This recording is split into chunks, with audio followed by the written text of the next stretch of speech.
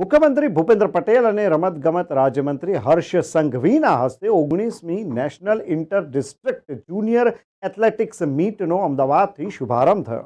ગુજરાતમાં ઓલિમ્પિક 2036ના ધ્યેયને કેન્દ્રમાં રાખીને દેશભરના યુવા ખેલાડીઓનો ઉત્સાહ અત્યારથી જોવા મળી રહ્યો છે.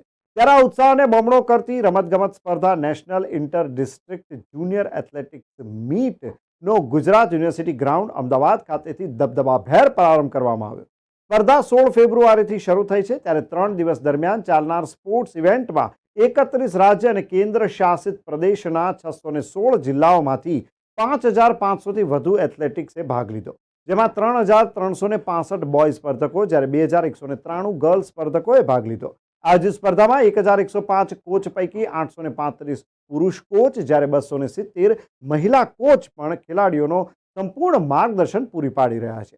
આ સંપૂર્ણ કાર્યક્રમની આગેવાની ગુજરાત સરકાર, sports authority of Gujarat, athletics federation of India, Gujarat university અને રૂરલ ઇલેક્ટ્રિફિકેશન કોર્પોરેશન સાથે મળીને કરી રહ્યો છે.